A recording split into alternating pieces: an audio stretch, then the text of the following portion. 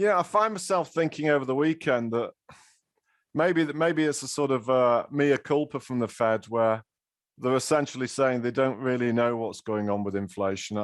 I think when I look at the statement they made, and you have to remember I'm somewhat distant from all those people that are employed to spend every second of their life looking at this stuff these days. So bear that in mind.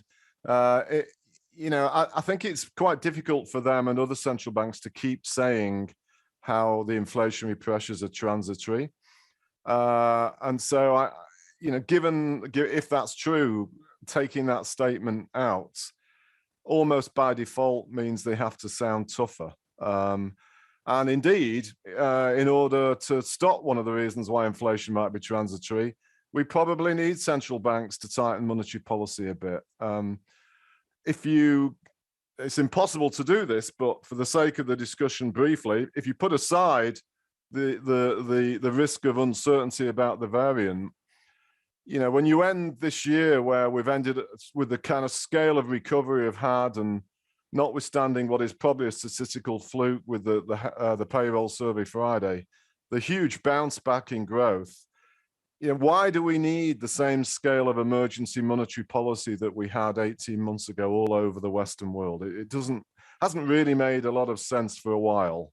So taking away some of the stimulus, and in some cases raising interest rates, such as the UK perhaps, seems to me for quite a while to warrant the case, even if you accept that the inflation risk is transitory. Because if it turns out you're wrong, then it makes it easier to bring back an easing of policy.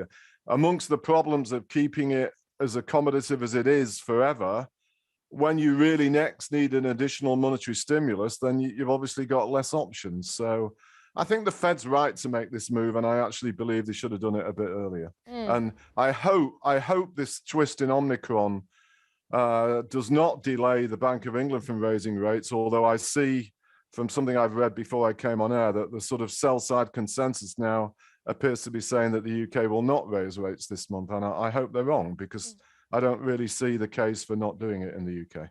Why do you think the UK is particularly ready for a rise in rates when you look at the economy?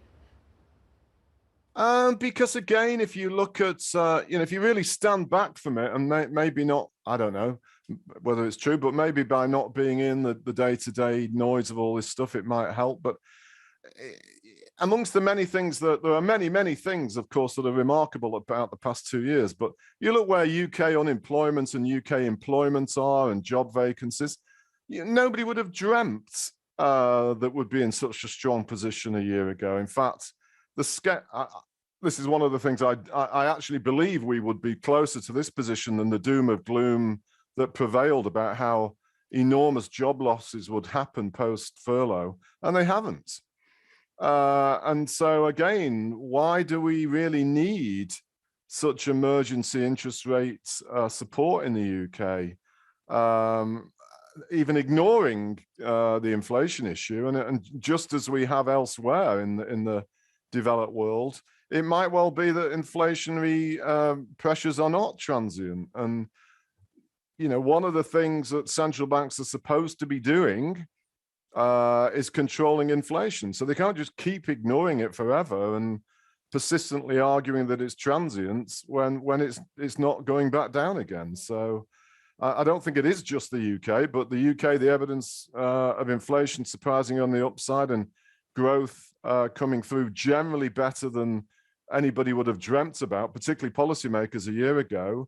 The case for having such an accommodative monetary policy just isn't, in my opinion, there anymore.